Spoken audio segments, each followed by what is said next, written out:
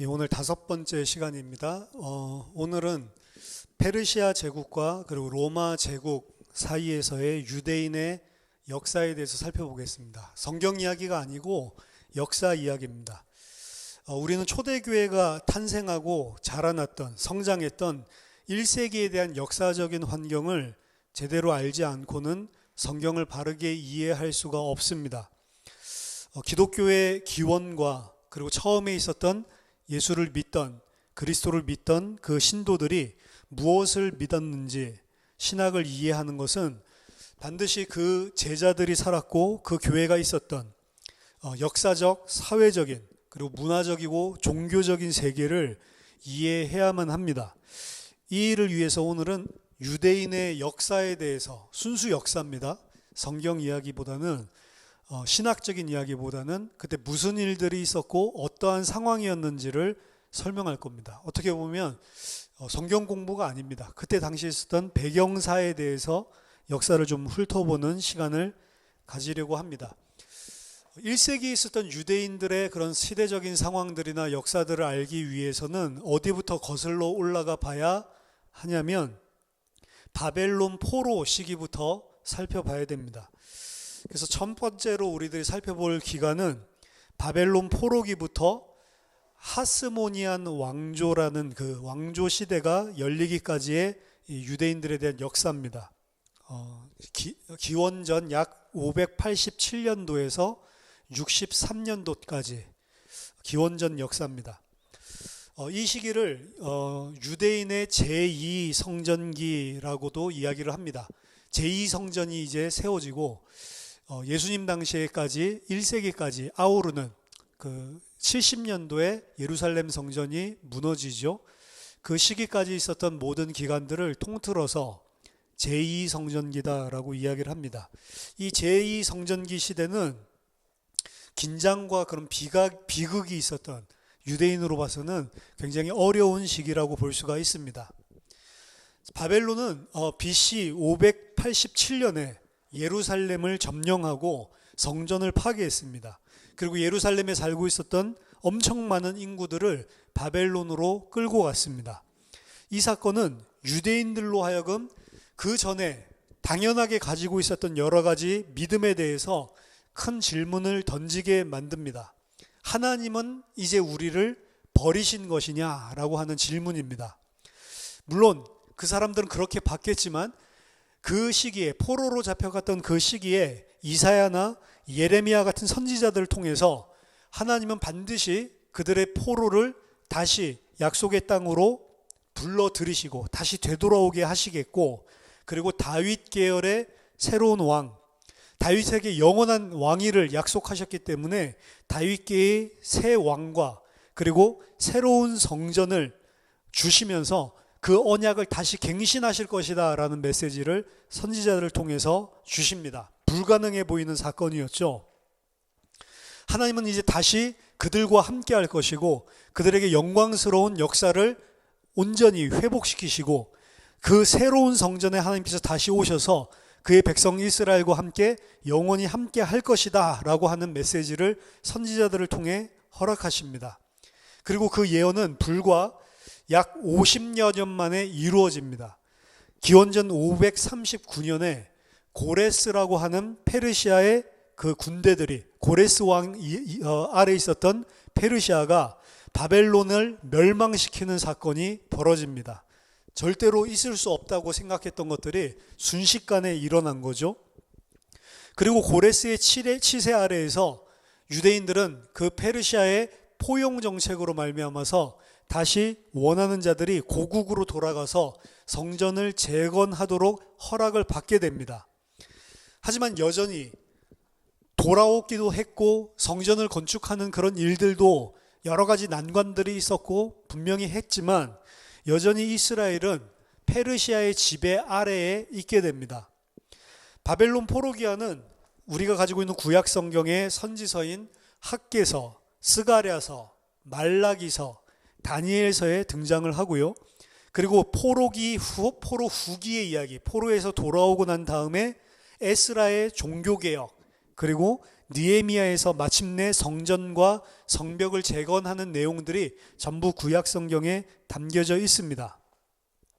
이스라엘이 기적적으로 약속의 땅으로 돌아오기도 했고 또 성전도 재건하고 성벽도 재건하면서 회복을 한 것 같지만 이것은 사실은 부분적으로 성취된 언약이었습니다. 여전히 실제 하나님께서 선지자들에게 약속하셨던 그 영광스러운 하나님 나라의 백성들의 그 모습들은 여전히 소원한 것이었고, 그리고 하나님께서 돌아오셔서 그 전에 이전에 있었던 영광보다 더 영광스럽게 이 회복시킨다라고 했었던 약속들은 사실은 실제적인 부분이랑 거리가 멀었습니다. 12지파가 완전히 다시 모이지도 않았고 다윗계의 왕도 아직 회복되지 않았고 새로 지은 성전 또한 솔로몬 성전과 비교해 봤을 때 너무나 조악하기 그지없었습니다. 그러니까 젊은이들은 이제 포로에서 돌아와서 새로운 우리만의 하나님을 섬기는 성전을 가졌다고 기뻐서 울면서 하나님을 찬양하고 뛰어다녔지만, 솔로몬 성전의 영광을 봤었던 노인들은 그 새로 지은 성전을 보면서 이전 성전만 못한 초라한 모습을 보면서 대성통곡을 했습니다. 왜? 돌아왔는데도 불구하고 여전히 하나님의 영광이 온전히 회복되지 않았다라는 것을 제2성전을 보면서 느꼈기 때문입니다. 약속하신 대로 이방인들이 시온성으로 몰려들어서 새 예루살렘에 몰려들어서 예물들을 가지고 오고 하나님의 법도를 배우고 그런 회복되는 전 세계적인 만민이 여호와를 섬기게 되는, 이스라엘은 그 만민을 대하여서 제사장적인 왕적인 그런 영광을 차지하고 그런 훌륭한 이 그림, 선지자들의 예언들이 온전히 성취되지 않았죠. 여전히 예루살렘과 그리고 돌아온 약속의 땅에는 악의가 가득하고 불의가 가득한 것들을 봤고, 하나님을 대신해서 세워진 그 선지자들 그리고 제사장들, 왕은 사실 없었죠. 이 사람들, 세워진 지도자들의 모습을 보면 타락의 타락을 거듭했습니다.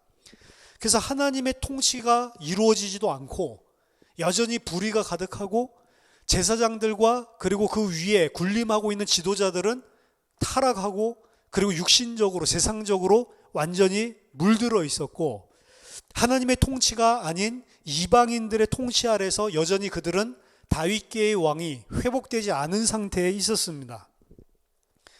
그래서 약속의 땅에서 추방됐기 때문에 생겼던 모든 문제들이 여전히 남아 있었고 회복되지 않는, 오히려 더 약화되는 모습들을 보게 됩니다. 그래서 이스라엘의 역사에 있어서 사실은 다윗 때 있었던, 솔로몬 때 있었던 그런 과거의 영광만도 못한 그런 상태가 포로 후기에 지속되는 것들을 바라보게 됩니다. 기원전 4세기에 알렉산더 대왕이 이끌고 있었던 헬라 군대가 페르시아 제국을 휩쓸어 버리게 됩니다. 마게도니아죠. 마게도니아에 있었던 작은 나라였는데 알렉산더 대왕이 어떻게 보면 전투 기술, 전투 무기, 긴 창을 통해서 이 새로운 전법을 가지고 전쟁에 완전히 용사였죠. 그래서 이 페르시아를 완전히 쓸어버리면서 이제 헬라 제국이 세워지게 되죠. 그래서 알렉산더 대왕을 중심으로 문화적으로 헬라 문화가 전 제국을 영향을 미치는 그런 새로운 판도가 벌어지게 됩니다.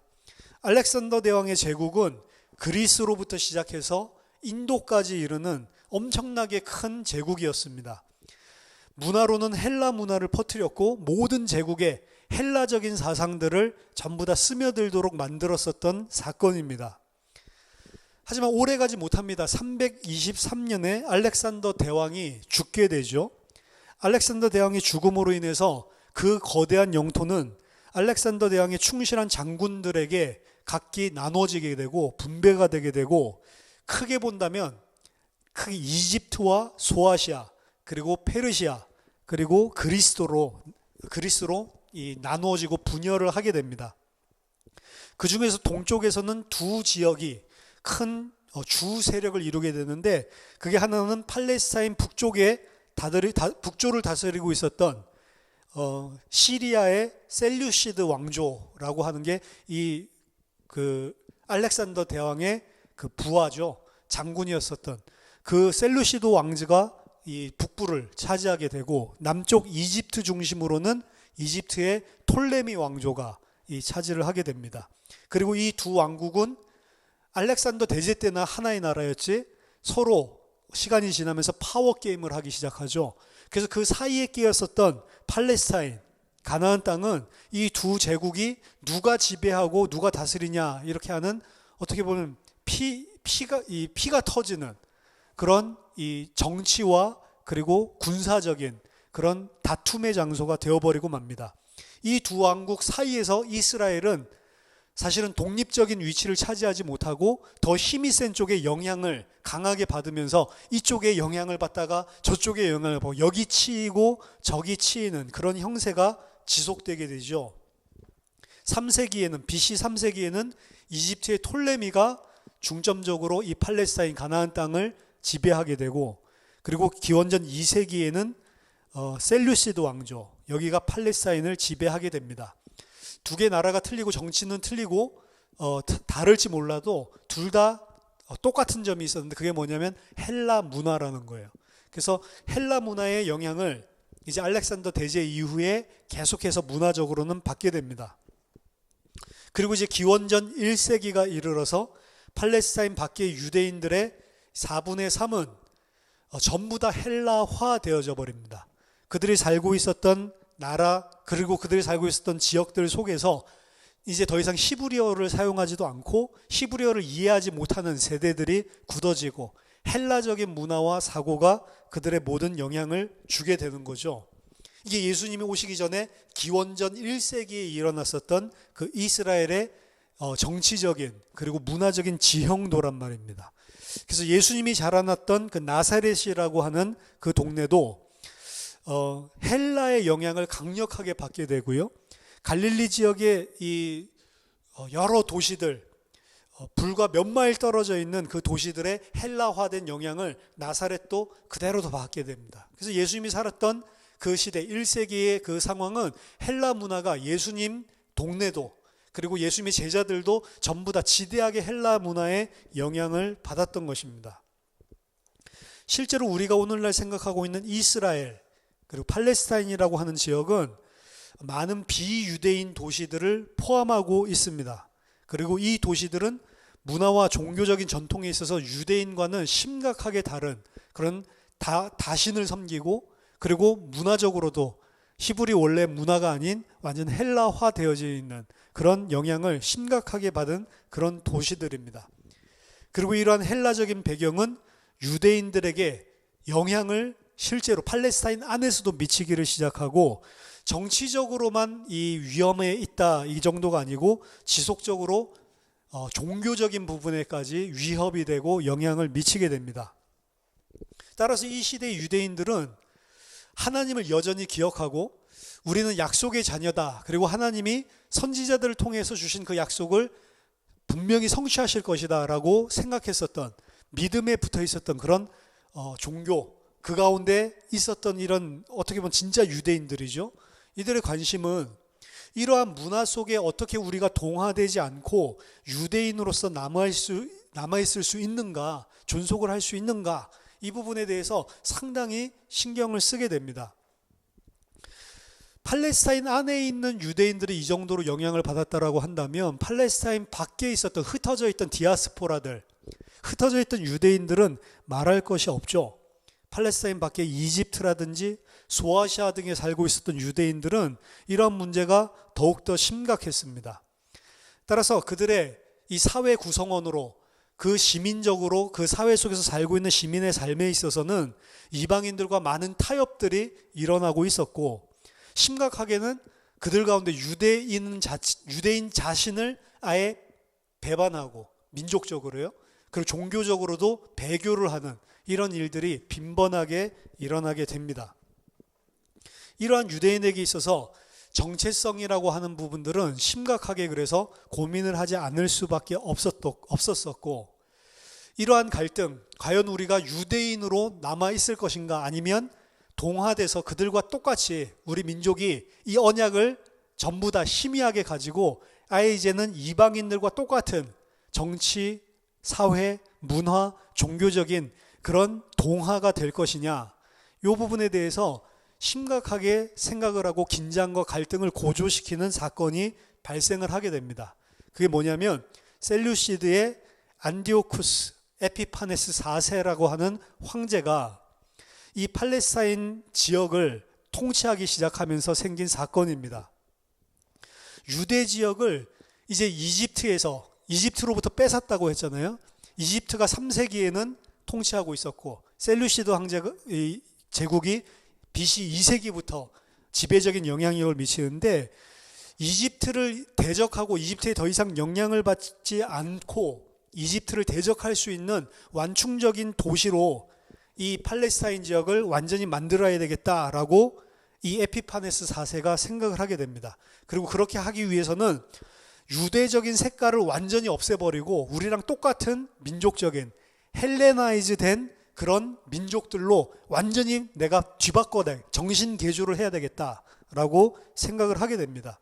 그래서 그들의 종교적인 그리고 문화적인 색깔 자체를 완전히 없애고 완전히 한 나라, 한 민족으로 만들기 위해서 뭘 했냐면 그때 정체성을 가지고 있었던 유대인들이 꼭 붙잡고 있었던 게 성전이었거든요. 그래서 이 성전에 대한 부분을 독특한 그 유대인의 색깔을 없애기 위해서 모독하는 성전 모독 사건이 발생을 하게 된 겁니다. 그게 BC 167년이죠. 그래서 BC 167년 12월 25일에 성전을 자기 자신을 위한 예배 장소로 만들고자 어떻게 하냐면 제우스 신상을 거기 세우고 그리고 돼지고기를 가지고 제사를 지낸단 말이에요. 이 사건 때문에 유대인들은 이대로 우리가 헬레나이즈 되고 하나님, 성전 이런 것들 더럽히는데도 불구하고 힘이 없기 때문에 그대로 굴복을 할 것이냐 아니면 일사각오를 하고 죽기까지 싸워서 항쟁해서 우리가 독립을 할 거냐 요 기로에 맞이하게 됩니다. 그래서 일어나게 된 게 소수의 마카비 혁명이라고 이야기하는 거예요. 마따디아스라고 하는 요 마카비 왕조의 그 최초라고 볼 수 있는데 마따디아스라고 하는 요 사람이랑 그리고 그 아들 5아들이 있었는데 그 중에 가장 전쟁적으로 뛰어났던 사람이 주다스 마카비입니다. 마카비라고 하는 것은 별명인데 망치라고 하는 뜻이에요. 게릴라 전법을 통해서 뭐 망치, 모 전술 이런 것들처럼 게릴라 전술을 통해서 로마 군대를 완전히 뭉개버리는 그런 전쟁 용사입니다. 그래서 3년 동안 치열한 전쟁, 게릴라전을 벌이고 엄청난 전쟁 성과를 거립니다. 그래서 3년 동안 전쟁을 통해서 이제 예루살렘 성전과 그리고 자신의 옛 고토를 이 셀루시드 황제로부터 이 왕국 제국으로부터 탈환을 하게 돼요. 그래서 3년이 지난 164년 12월 25일에 예루살렘을 완전히 탈환을 합니다. 성공을 하죠. 그리고 성전을 온전히 하나님께 예배드리는 곳으로 이 자신의 율법에 따라서 성전 정화를 합니다. 그게 유대인들이 오늘날까지도 지키고 있는 하누카예요. 하누카. 그래서 이스라엘이 하나님의 성전을 탈환하고 회복했다. 그것도 말도 안 되는 그런 전쟁을 통해서 회복을 했다는 거죠. 셀루시드가 이제 이 하누카를 통해서 팔레스타인에 대한 권력 공백이 생기기 시작을 합니다. 그래서 BC 142년까지 하스모니안 왕조를 통해서 거의 반천년 만에 독립을 하게 됩니다. 완전히 이제 독립을 최초로 하게 된 거예요. 그러니까 바벨론에서 돌아오고 나서도 여전히 그들은 페르시아에 의해서 그리고 알렉산더 대제가 이끌고 있는 마게도니아에 의해서 계속해서 그리고 그 이후에 네 장군들이 서로 각축전을 벌이는 무슨 이집트 왕조에 의해서 혹은 셀루시드 왕조에 의해서 계속해서 식민지 상태로 있었던 거죠. 근데 이제 독립을 하게 된 거예요. 완전 기적적으로. 힘도 없었고 군사력도 약해 보였는데 그래서 이들이 하나님이 여전히 우리를 기억하고 계시구나. 사실은 이 부분에 깊은 절감을 하게 됩니다.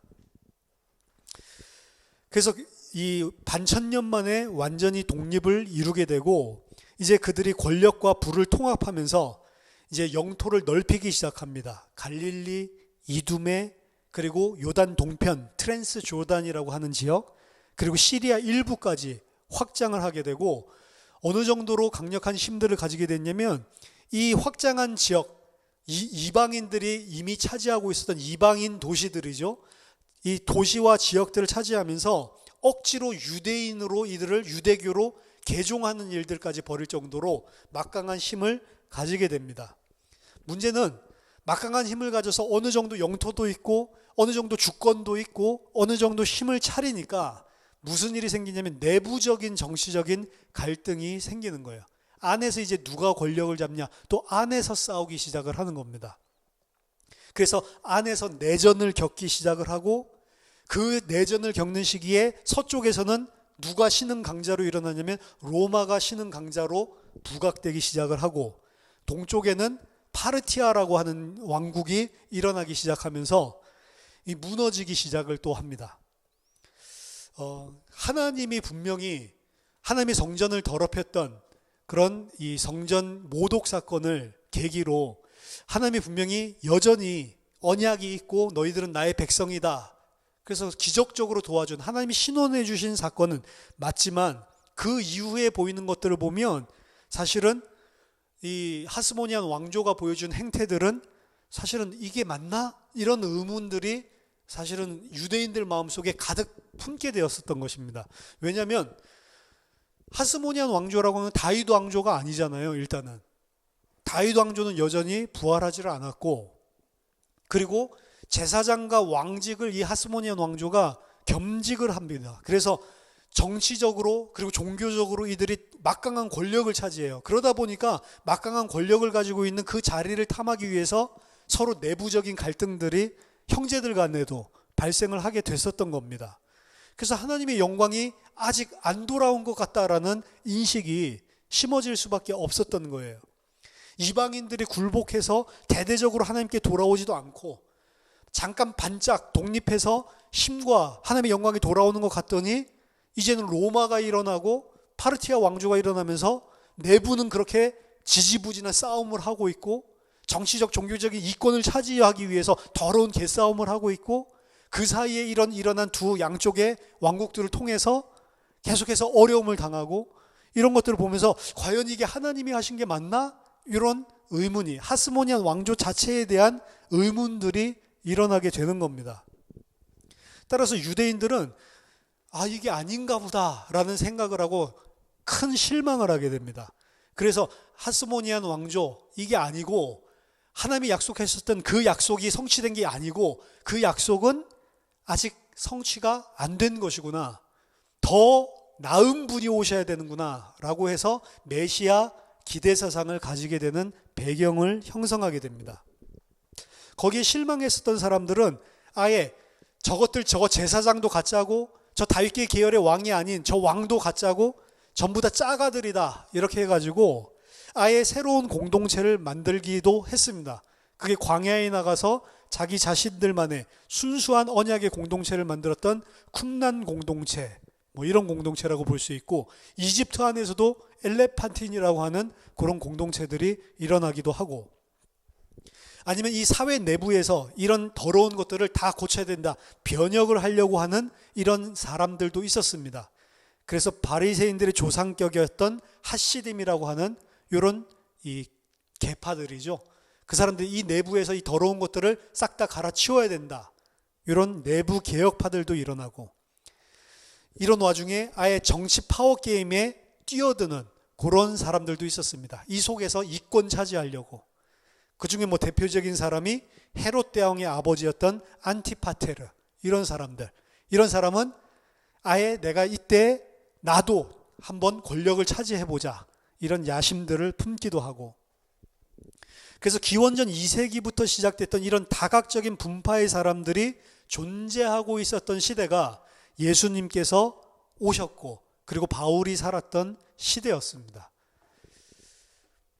BC 63년부터 AD 70년까지는 로마의 통치 아래에 있었습니다. 그게 이제 아까 전에는 이제 셀루시드 황제, 이 왕조가 다스리고 있었고, 거기서 독립을 해서 하스모니안 왕조 일어나다가 이런 갈등들 사이에서 로마가 일어나게 되고 로마가 이제 지배적인 영향을 또 미치게 되는 거죠. 그래서 BC 63년도부터 AD 70년까지는 로마 통치 아래에 유대인들과 팔레스타인이 들어가게 됩니다. 기원전 3세기 후반부터 카르타고를 무찌르고 나서 로마가 점점 성장해서 팔레스타인 서쪽의 지중해 중심으로 서쪽 절대 강자가 되면서 일어나게 됩니다. 그리고 BC 197년에는 마게도니아의 필립 5세를 무찌르고 BC 189년대는 셀루시드의 안티오쿠스 3세를 이기면서 이제 점점 팔레스타인을 향해서 그 지배권을 넓혀오기 시작을 하는 거죠.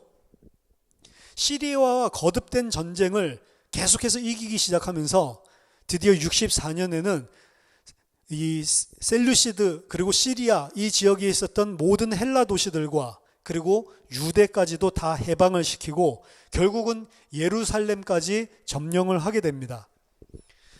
이때 예루살렘을 점령했던 장군이 로마의 폼페이 장군인데요. 폼페이 장군은 예루살렘 성전을 다른 여느 이 점령군 장군처럼 당연히 점령을 하고 난 이후에 방문을 하게 되는데, 이 폼페이 장군 또한 아까 전에 말했었던 그 에피파네스 4세랑 똑같이 성전에 들어와서 이 성전을 더럽힙니다. 어떻게 더럽히냐면 얘는 아예 지성소 안을 들어가요. 그러니까 이건 이방인이 1년에 한 번씩 대제사장만 하나님 앞에 대속죄일 날 들어갈 수 있었던 지성소를 이제 예루살렘을 점령하고 로마의 장군이 지성소까지 저 안에 뭐 있지? 떠벅떠벅 들어간단 말이죠. 사실은 엄청난 사건이라고 할 수 있습니다. 근데 그 폼페이 장군이 지성소까지 들어갔는데도 죽지도 않아요. 그러니까 이제 유대인들은 의아한 거죠. 원래는 뭐죠? 율법에 의하고 하나님 말씀에 지성소는 절대로 아무나 들어올 수 없는 하나님이 계신 곳이라고 했잖아요. 근데 거기를 이방인 점령군 장군이 쩌벅쩌벅 들어가서 그 안에 있는 것들을 전부 다 보고 그 안에 있는 것들을 심지어 가지고 나오기까지 하고, 이런 짓을 하는데도 아무런 일이 안 벌어지더라 이 말이죠. 그래서 유대인들은 의아해합니다. 하스모니안 왕조를 통해서 하나님이 성전을 회복했고 성전을 더럽혔던 에피파네스를 심판을 하시는 일이 벌어졌는데 어떻게 이런 일이 얼마 지나지 않아서 또 일어날 수가 있는가? 그리고 에피파네스에 못지않게 지성소까지 들어가서 더럽히는데도 왜 하나님은 저 로마와 그리고 폼페이 장군을 그냥 놔두냔 말이죠. 과연 하나님이 살아계신 게 맞는가? 하나님이 우리를 떠나셨는가? 하나님의 말씀은 이제 우리랑 상관이 없는 건가? 상당한 고민을 할 수밖에 없는 거죠. 폼페이가 이렇게 쉽게 예루살렘에 걸어 들어올 수 있었던 것은 하스모니안 왕조 내부의 싸움 때문이었습니다. 그들은 줄곧 유대인들에게 실망스러운 모습들을 계속 보여줬고, 로마는 시리아 지역을 위한 발판으로 팔레스타인을 완전히 통제해야겠다라고 생각을 해서 부유한 친로마파였던 안티파테르와 손을 잡고, 헤롯 대왕의 아버지입니다. 안티파테르의 도움으로 이 유대 지역을 점령을 하고, 그리고 힐카누스 2세를 제사장으로 자기네들 멋대로 세워버립니다. 이제 이방인 왕이 유대의 제사장을 자기 입맛에 맞는 대로 세우는 정도까지 이제 모든 시스템들이 다 무너져 버린 거죠. 그 후에 BC 44년에 헤롯 안티파스가 이 정치적인 숙적에 의해서 암살을 당하게 되자 그의 아들이었던 헤롯 그리고 파사엘을 각각 갈릴리와 유대의 통치자로 임명을 하게 됩니다. 그리고 BC 40년에 파레티아인이 예루살렘을 침공해서 정복하는 일들이 생기니까 마따디아를 통치자로 임명을 하고, 그 과정에서 힐카누스 2세는 망명을 가게 되고, 이 힐카누스 2세는 로마가 세웠으니까, 그러니까 파르티아가 들어와서 걔를 망명 보내고 자기네들이 원하는 사람을 또 세우죠. 그러니까 헤롯은 또 로마로 도망가 버리고, 그러니까 이게 뭐예요? 제사장을 갖다가 이방인 마음대로 세웠다가 이제 로마 아닌 다른 이방인들이 오니까 자기네들 입맛에 맞는 제사장 세우고, 그 원래 있던 제사장은 망명 가고, 그때 로마를 도와가지고 막 이렇게 했던 사람들은 또 자살하고 쫓겨나고 로마로 튀고, 로마의 원로들은 헤롯을 유대인 왕으로 다시 세워서 다시 파르티아를 몰아내고 또다시 팔레스타인을 점령을 하게 됩니다. 그게 또 BC 37년이에요. 그래서 예루살렘을 다시 탈환을 하고 그리고 헤롯을 갖다가 이제 왕으로 세우는 거죠. 분봉왕으로. 그래서 결국에 유대, 사마리아, 갈릴리, 베레아, 트라콘티스 이 모든 지역을 다시 다 장악을 하면서 헤롯 대제라고 불리우게 되는 그런 일들이 있어요. 그러니까 원래는 로마를 갖다 끌어들였던 인물이 헤롯 아버지였고 그 아버지가 도움을 줬으니까 헤롯을 갖다가 지도자로 세웠는데 파르티아에 의해서 점령되게 헤롯 튀었다가 다시 그 헤롯에게 군대를 딸려줘서 와서 또 차지하고 그냥 개싸움이에요. 제가 봤을 때는 이게 무슨 하나님이 통치하는 나라고 여기에 무슨 하나님의 이 절대 주권이 있고 여기 하나님이 무슨 상관이 있어. 심지어는 하나님이 절대로 안 된다고 지성소까지도 마음껏 짓밟아도 아무 일도 안 일어나는 거죠. 이 헤롯 대제에게 있어서 자신이 이제 왕의 정통성이 없잖아요. 그렇기 때문에 그 쫓겨났던 망명 같은 실카누스 2세의 손녀 미리암네와 결혼하는 이런 일들이 벌어지고 BC 40년에서 BC 4년까지 통치를 하게 됩니다. 그리고 로마 대전이 일어났을 때 이 나중에 황제가 된 안토니를 지지함으로 말미암아서 안토니를 지지하고 있다가 이후에 안토니가 옥타비아누스에게 패배하니까 또다시 헤롯은 옥타비아누스에게 또 충성을 맹세하고 그러니까 이 헤롯도 자기 자신이 힘이 아니고 로마 위에 이 실권 가지고 있는 그 사람에게 간에 붙었다가 쓸개 붙었다가 이러면서 그러니까 헤롯이 차지하고 있는 것도 사실은 문제인데 헤롯은 정통 유대인이 아니거든요. 이두메인인데 그러니까 이방인이 지금 유대를 통치하는 것도 그런데 이 통치하고 있는 자도 무슨 하나님의 통치라는 것은 전혀 볼 수가 없고 로마의 황제에게 이쪽 붙었다가 저쪽 붙었다가 연명하는 수준이었단 말이죠. 근데 유대가 사실은 그런 사람의 통치를 받게 되는 거예요. 그리고 이 헤롯 황제는 좀 약간 정신적인 문제가 있었고 자기 권력에 대한 이런 집착이 있어가지고 자기 세 아들도 죽여버리고 자기 아내까지도 막 죽여버리는 자기에게 좀 위협이 된다 싶으면 다 죽여버렸어요. 이런 일들까지 하는 자가 유대의 왕이었던 거죠. 이 사람이 여기 붙었다가 저기 붙었다가 하면서도 이렇게 끈끈하게 계속 정치적인 지도자의 위치를 차지하고 있었던 것은 뛰어난 면도 있었습니다. 그래서 헤롯이 각 도시에 건축물을 세운다든지 그리고 군사들을 움직인다든지 정치적으로 한다든지 이런 부분은 우리들이 생각할 때는 저런 사이코가 그리고 저런 이방인이 통치하면 안 좋았겠지라고 하지만 사실은 헤롯 통치하에서 그 팔레스타인에 살고 있던 사람들이 안정을 느껴가요. 그러니까 정통 유대인일수록 헬레나이즈 된 사람들은 어떻게 보면 더 편한 거예요. 헤롯이 통치하고 나서 모든 게 좋아졌거든. 그리고 이쪽 황제에게 붙었다가 저쪽 황제에게 붙었다가 하면서 어떻게 보면은 자기가 통치하고 있었던 영역들을 보호해 준 거거든. 그러니까 이 완전히 세속화된 유대인 입장에서 보면 헤롯이 하는 게 또 좋다는 생각들로 쓱 젖어들고 반대로 진짜로 신앙적으로 종교적으로 하나님의 언약 이런 거 생각하는 사람에 있어서는 이게 도대체 뭐야? 하나님 말씀 맞는 거야? 이런 회의를 불러일으키는 그런 혼란한 상황이었던 겁니다.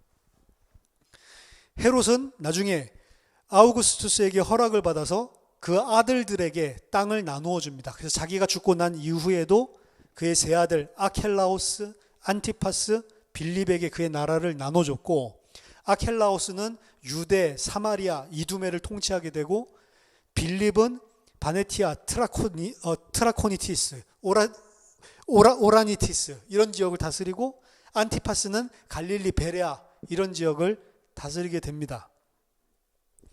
나중에 아켈라오스는 10년간 압제적인 정치를 펼치고 좀 폭군같이 했죠.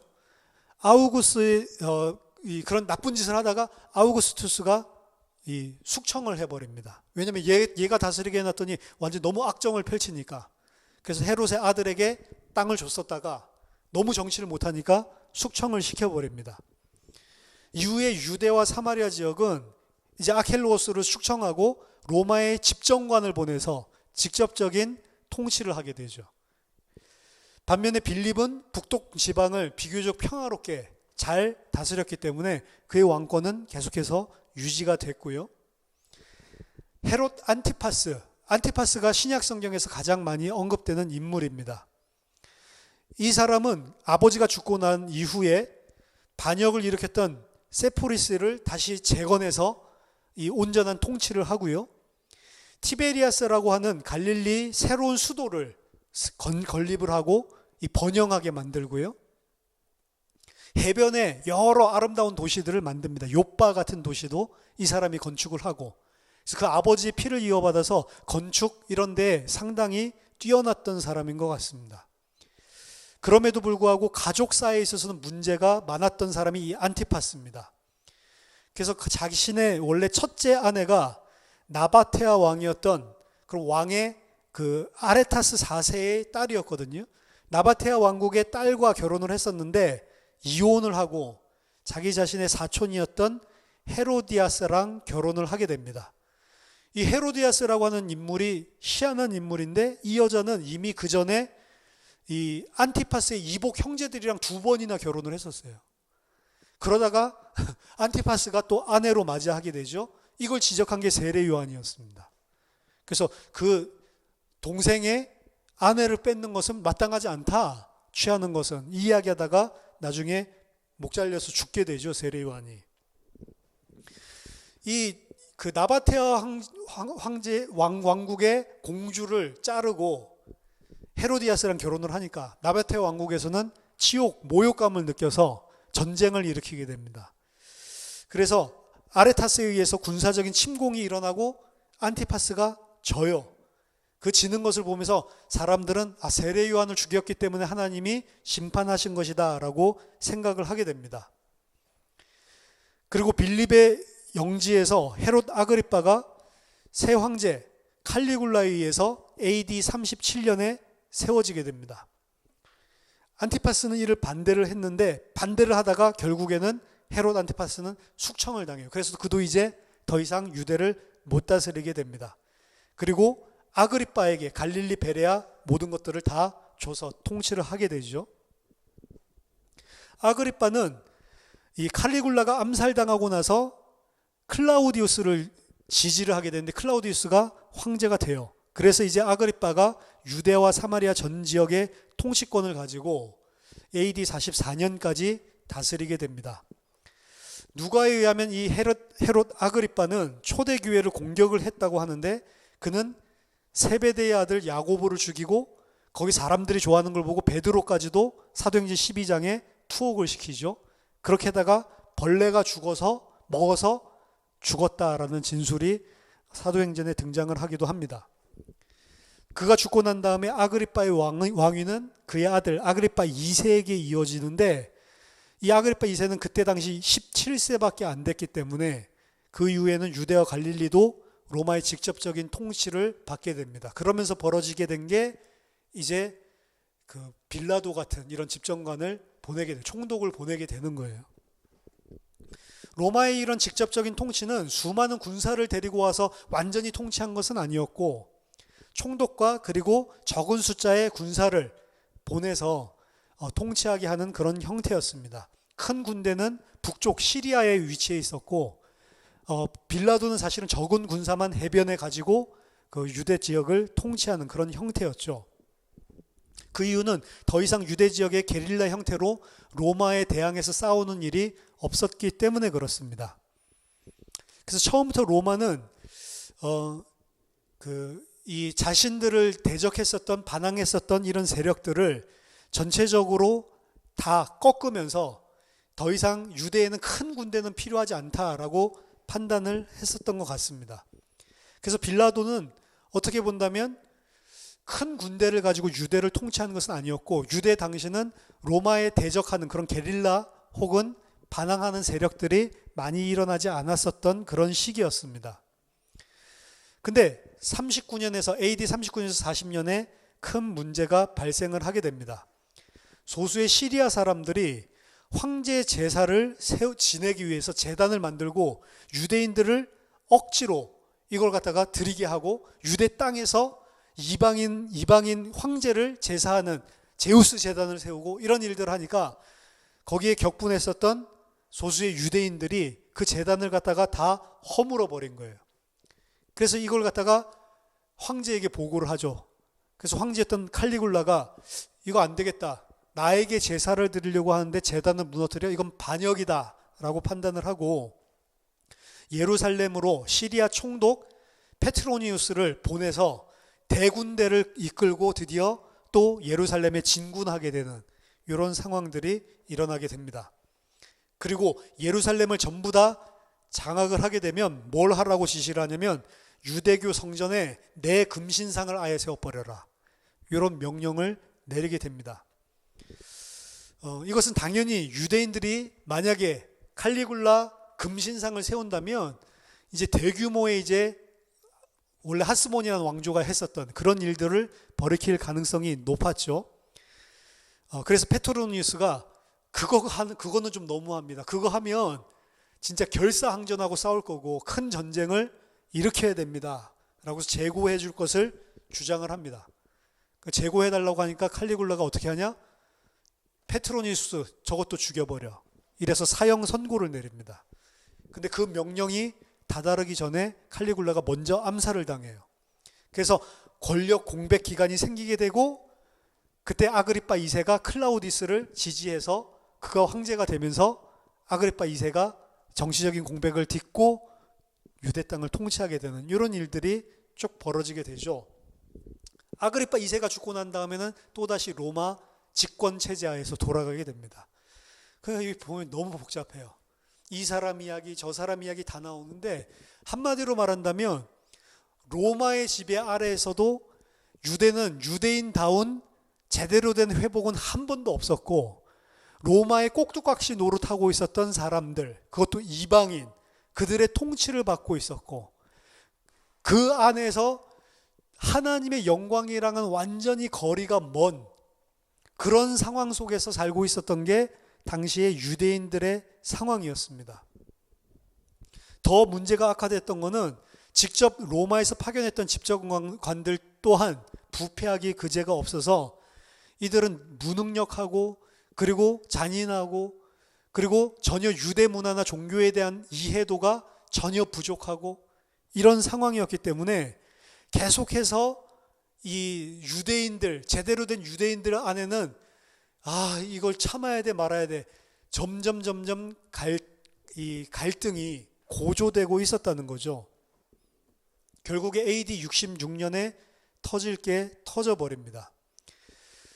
결국에 또 이방인 제사 이런 것들과 맞물려 가지고 유대의 젊은 사람들이 들고 일어나서 큰 갈등이 일어나고 도발적인 행동들을 보이고 있었던 이방인들을 아예 짓밟아 뭉개버리고 이 무력적인 이런 저항이 벌어지게 됩니다.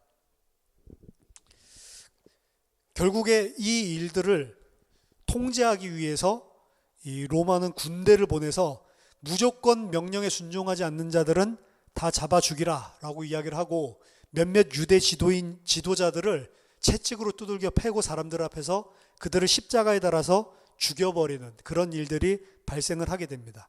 이 사건을 보고 유대의 대대적인 폭동이 일어나는 거예요. 이제 더 이상 참을 수 없다.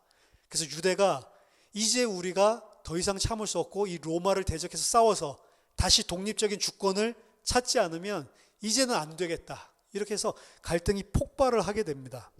폭발이 일어나니까 그때 있었던 소수의 유대에 있었던 군사들과 지도자는 도망가 버려요. 그래서 전쟁이 이제 일어나게 되는 겁니다. 그게 이제 거의 한 3, 4년 동안 전쟁이 일어나게 되는 거죠. 결국에는 그 전쟁은 실패하게 됩니다. 그리고 예루살렘은 멸망당하게 되죠. 70년, AD 70년에 완전히 예루살렘은 또다시 멸망을 당하게 되고 아예 성전조차도 싹 다 무너뜨려 버립니다. 아예 황폐화를 시켜버리죠. 그 황폐화를 시켰었던 자가 이 디도 장군입니다. 그렇죠? 그리고 디도 장군의 아버지, 그 아버지는 결국엔 황제가 되죠. 이런 일들이 벌어지면서 예루살렘은 로마의 그 통치 아래서 완전히 흔적도 없이 예루살렘 성전이 무너지게 되고 이젠 정체성 자체가 아예 없어져 버리는 거예요. 그래서 AD 70년 이후에 유대는 더 이상 성전 중심으로는 이제 자신들의 정체성을 이야기할 수 없는 상태로까지 빠져버리게 됩니다. 그럼에도 불구하고 그들에게 남아있었던 것은 성경이었단 말이에요. 그래서 그들은 더욱더 이제 성경에 집착하게 되는 시대가 벌어지게 되는 겁니다. 그게 AD 70년에서 135년까지 있었던 이야기입니다. 미래 방향성을 선정을 해야 되는데 이제 예루살렘 성전조차도 다 없어졌기 때문에 이제 말씀밖에 없다. 이래서 회당 중심으로 말씀을 가르치는 일들이 활발하게 일어나게 되는 것입니다. 이 기간은 기독교의 발전에 있어서도 굉장히 중요한 기간이라고 여겨지고 있는 기간입니다. 그리고 기독교는 그때 당시에 유대에 많은 분파들이 있었기 때문에 예수를 메시아로 믿는 분파도 유대교의 한 분파로 여겨지고 있었습니다. 그래서 유대교와 기독교가 완전히 분리가 안 됐어요.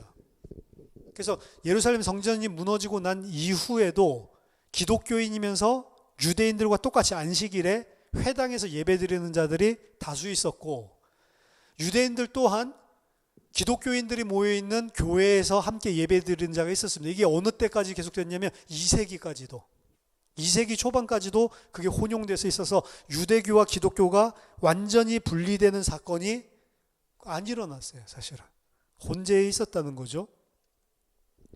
자, AD 70년에 예루살렘 성이 무너졌을 때 유대교에 있어서 굉장히 유명했었던 랍비 요하난 벤자카이라고 하는 랍비가 이 로마군에게 항복하면서 디도 장군의 아버지인 베스파시안이 황제가 될 것이라고 예언을 하게 됩니다. 그 좋은 예언, 기륭을 예언을 해주니까 기분이 좋아서 내가 뭘 해주길 원하냐라고 했을 때 저에게 작은 곳에서 이 학교를 세워서 말씀 가르칠 수 있도록 그것만 허락을 해달라. 이렇게 해서 베스피안 황제가 벤자카이에게 야브네 혹은 얌브레라고 하는데 거기 야브네에 가서 그곳에서 유대인 학당을 설립하도록 허락해 줍니다. 그게 회당의 가장 첫 번째 유래다. 뭐 이렇게도 이야기를 합니다. 그래서 유대인들은 이제 야브네에서 회당을 만들고 거기에서 이제 말씀들을 가르치기 시작을 하고 그 말씀들 중심으로 이제 새로운 유대교를 형성하게 되는 거죠.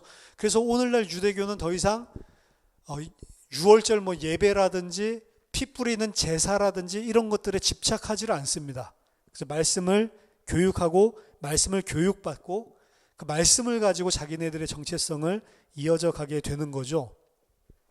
많은 사람들은 이때 유대인들이 기독교인들을 적대시했기 때문에 축복문이 있는데 그 축복문에다가 기독교인들을 저주하는 문구들을 집어넣고 이런 일들이 벌어졌다고 하는데 실제로 역사적으로 보면 아직까지는 70년대 이후에는 완전히 분리되지도 않았고 유대인의 한 계파처럼 사실은 생각이 되었었던 그런 시기였습니다.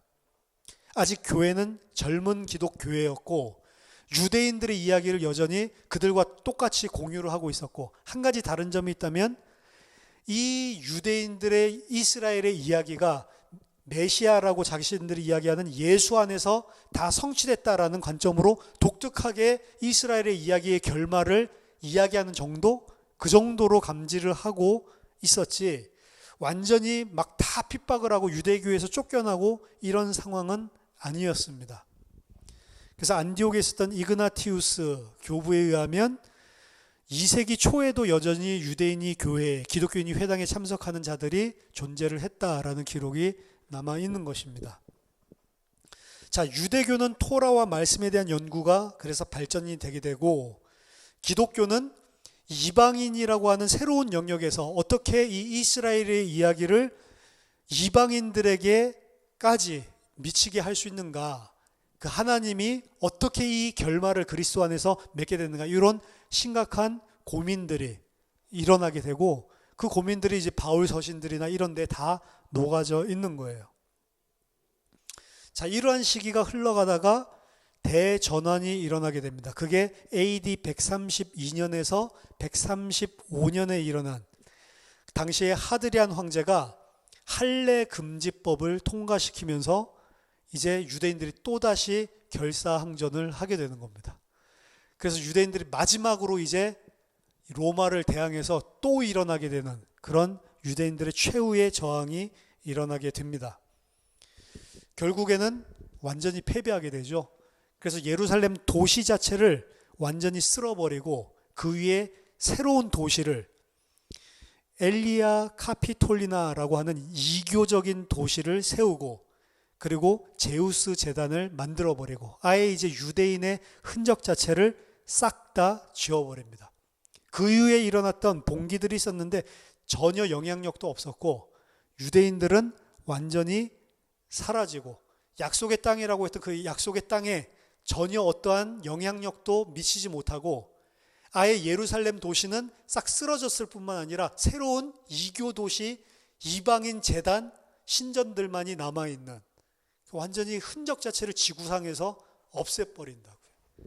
그런 일들이 발생을 하게 됩니다. 남아있는 유대인들은 흩어져 있을 수밖에 없는 거예요.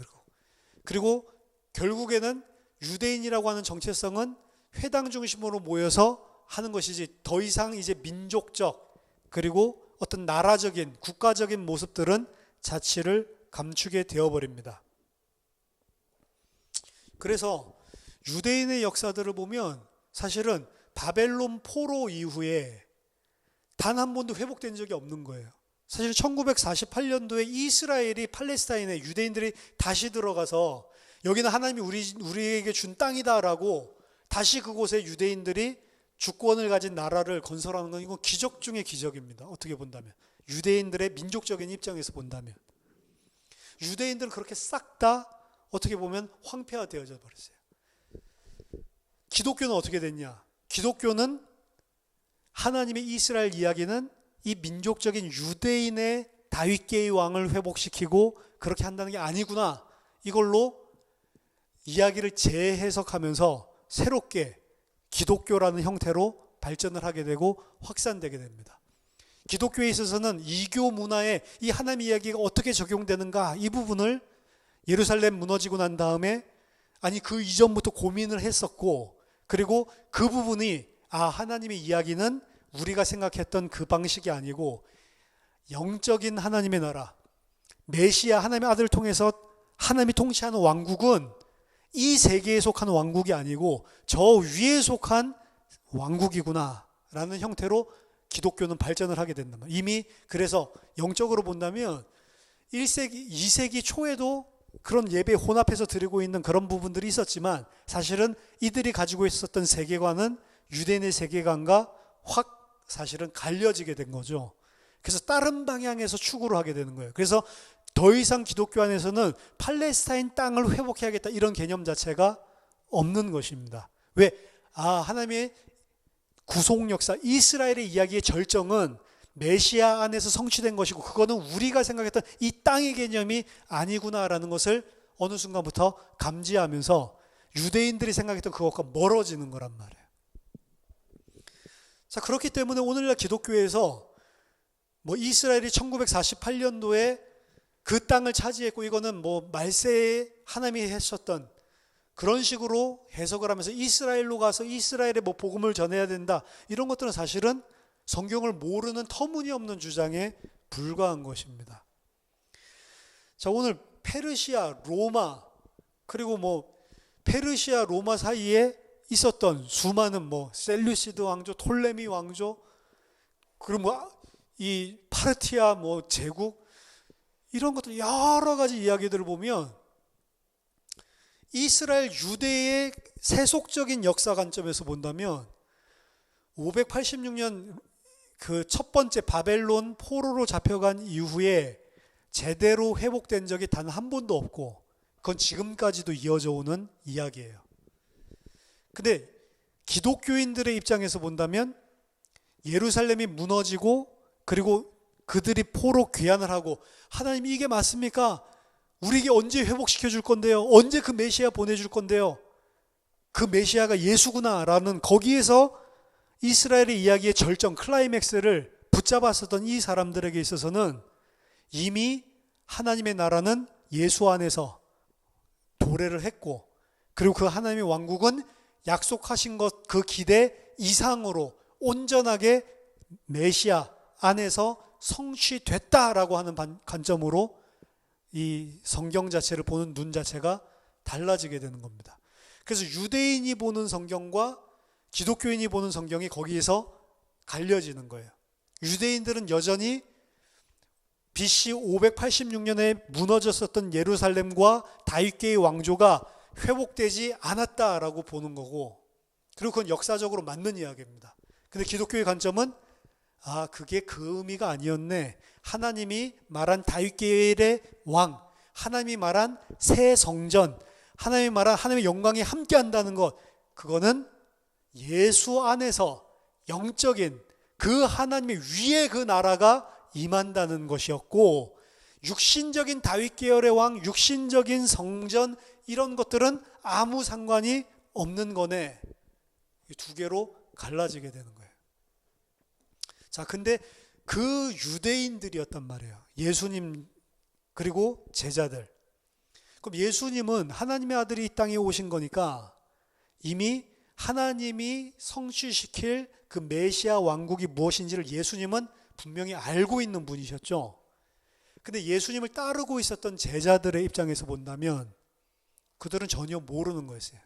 예수가 메시아라고 한다면 그들이 생각하는 메시아 왕국과 다윗 계열의 왕의 그 성취는 지금 유대인들이 가지고 있는, 여전히 2000년이 지나도 2500년째 거의 2600년째 이루어지지 않고 있는 그 하나님의 언약, 그런 관점으로 예수님의 제자들과 예수님 동시대 모든 사람들이 다 보고 있었던 거죠. 그래서 그 상황에서 여러분들 생각해 보세요. 예수가 메시아다라고 보는 거는 불가능한 거예요. 하나님이 주시는 은혜 없이는 이스라엘의 역사들을 봤을 때 이 예수가 진짜로 메시아구나라고 인식을 한다는 것은 인간의 이성으로는 불가능, 미친놈들입니다. 미친놈들. 그래서 사람의 지식으로 아는 게 아니고 하나님이 성령으로 우리에게 알려주시지 않으면 안 된다는 개념이 유대인들이 생각하는 그 개념, 그거랑 지금 우리가 오늘날 예수 믿는 게 진짜 이거 하나님 은혜 주셔서 믿는 거지, 아무튼 이 개념 자체가 어떻게 보면 1세기 때 예수를 메시아로 믿는 게 우리보다도 그 유대인들에게 있어서는 더 힘든 거라고. 완전 불가능한 이야기였다. 그게 이스라엘의 역사 이야기입니다. 그런 혼란한 역사를 통해서, 그 역사는 누가 주관한 거냐면 하나님이 주관한 거거든요. 하나님이 하나님의 목적을 이루기 위해서 그 말도 안 되는 역사를 주관을 하셔서 그 세팅을 만들어 놓고 거기에다가 메시아를 보내신 거라고요. 그래서 오늘은 세큘러, 세속적인 관점에서 로마, 그 바벨론 멸망 때부터 시작해서 그리고 135년까지 아예 유대인들이 생각했었던 그 역사, 유대인이라고 하는 민족 개념 자체가 완전히 다 허물어지고, 과연 하나님이 우리와 함께 하시냐라고 하는 의문점을 가지고 있을 수밖에 없는 그 사이의 역사들을 설명을 해드린 거고, 그럼 여러분들이 생각해 보세요. 유대인들이 지금 메시아 신앙을 만약에 가지고 있다고 한다면, 1세기 때 기대하고 있던 메시아 신앙을 가지고 있는 유대인이 있다고 한다면 기적입니다. 사실 그것조차도. 오늘날 유대인들은 우리가 생각하는 것처럼 1세기 바리새인이 아니에요. 1세기까지만 해도 그런 메시아 사상을 가진 사람들이 많을 수 있습니다. 근데 오늘날에는 그런 메시아 사상, 기대 사상 이거 가지고 있는 유대인들은 극소수예요. 사실은. 그런 믿음 가질 수가 없어요. 이스라엘 유대인이라고 하는 그 개념 자체가 예루살렘 성전 무너지고 난 이후에 2000년이 지났잖아요. 그래서 유대교 안에도 여러 계파들이 있는데 1세기 유대인들처럼, 바리새인들처럼 메시아가 와서 빨리 하나님 나라를 회복해야지, 그래서 성전도 회복하고, 그래서 우리가 다시 성전에서 여호와도 섬기고 여호와의 영, 그런 1세기 때 그것도 틀린 생각인데, 그렇게 가질 수 있는 그런 믿음을 가지고 있는 유대인은 오늘날에 거의 없다라고 보시면 됩니다. 그래서 우리들 보통 오늘날 유대인 생각하면 그런 믿음 가지고 있다고 생각하죠? 아닙니다. 거의 유대인들은 무슨 메시아는 메시아, 우리가 이 땅에서 그냥 깨끗하게 선한 양심 가지고 잘 사는 게 메시아 시대지. 이미 메시아는 왔어. 어떻게 우리가 그런 믿음 가지고 살고 있잖아. 이런 식으로 이야기하는 어떻게 보면 타락한 거죠. 그런 어떤 세속화된 개념의 유대교가 오늘날의 대부분이라는 사실. 사실 역사적으로 본다면 그럴 수밖에 없어요. 그리고 기독교인들은 그 속에서 새로운 개념의 메시아, 하나님이 원래 의도하셨던 그 메시아, 인간으로서는 상상할 수도 없었던 하나님의 그 계획을 말도 안 되게 발견했었던 일부 사람들이었던 겁니다. 근데 그게 힘을 얻어서 죽지 않고 이렇게 확산이 됐다. 이거는 사실은 어떻게 보면 기적 중에 기적인 거죠. 그래서 오늘은 그냥 역사 공부였습니다. 그래서 다음 시간에는 이건 역사적인 그런 그냥 일반 세속적인 역사를 본 거고, 그 속에서 그러면 믿음, 언약, 그리고 하나님, 요 관점에서는 어떻게 이 역사를 봐야 되는지, 이런 부분들은 다음 시간에 다시 나눠보도록 하겠습니다. 자, 기도하겠습니다. 하나님, 우리가 이해할 수 없는 방법으로 상상할 수 없는 그런 역사 속에서 일하셨던 그 하나님이 하신 일들을 잘 알고, 성경 속에서 그 갈등과 고민들 속에서, 그 정체성의 혼란들 속에서 그들이 성령의 은혜로 말미암아 발견했었던 그 진리가 무엇인지를 성경을 통해 알 수 있도록, 하나님 이 시간이 유익한 시간이 될 수 있도록 성령께서 도와주시고, 우리가 성경을 하나님께서 주신 그 목적과 하나님께서 주신 그 뜻대로 잘 분별하여 읽고 믿음이 성장할 수 있도록 우리를 도와주시옵소서. 인간으로서는 아무것도 이해할 수 없고 상상할 수 없는 영역이기 때문에 하나님께서 우리에게도 계시의 정신을 주셔서 하나님께서 이 성경을 통해 우리에게 전달하시고자 하시는 하나님의 바른 진리를 우리들이 깨달아 알 수 있도록 축복해 주시옵소서. 예수 그리스도의 이름으로 기도하옵나이다. 아멘.